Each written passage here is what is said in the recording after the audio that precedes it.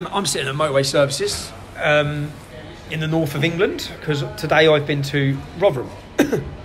And I've been to Rotherham because... I've not been to Rotherham, I've been to Sheffield. Confused, yeah? Tired. I've been to Sheffield because the BBC, with a grooming victims, the victims of sexual offences, when they're minors, they are protected. Their names and identities are protected forever. Okay? So, we've had a grooming scandal. There's been a victim. She's known by a pseudonym. And BBC Asian Network, a Muslim presenter for BBC Asian Network, broke all of the reporting restrictions that are there to protect her and named her on national radio to BBC Asian Network, to the Muslim community. Gave her name as that victim.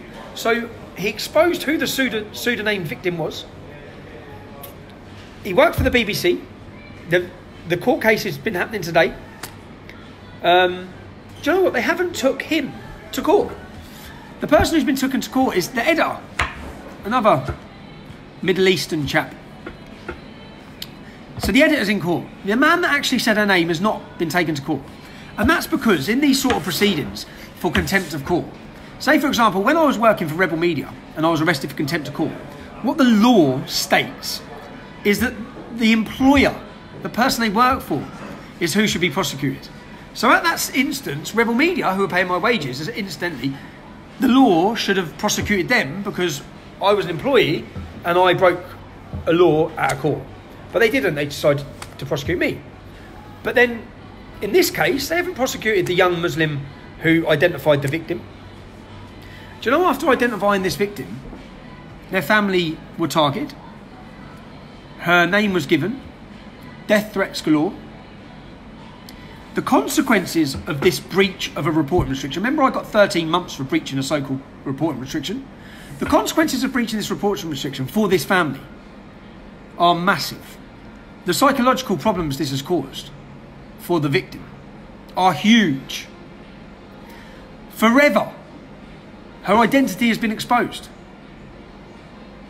That also has a huge effect for other future victims, because future victims who are promised anonymity, promised that no one know who they are, well, they'll look at this and say, hold on, BBC Asian Network named her. We can't rely on that. So, will the editor, we know the man who said it, he ain't actually getting done. But the editor, who has potentially, he has endangered the life of the victim and her entire family. It's the BBC. It's not like they must have safeguarding and double check what they're doing. I struggled to find how this could be a mistake. The same person who gave her name had interviewed her previously and referred to her by her pseudonym. So he knew her pseudonym. He knew her. And then when it come to him reporting, he gave her name, her real identity. That court case is currently ongoing.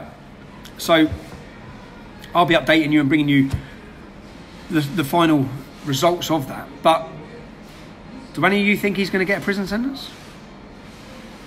What sort of compensation is that? What are the BBC going to do about this? The BBC. Go on the line and Google all the BBC hit jobs they done on me for my contempt of court charge. And look what they're doing. Look what they're doing.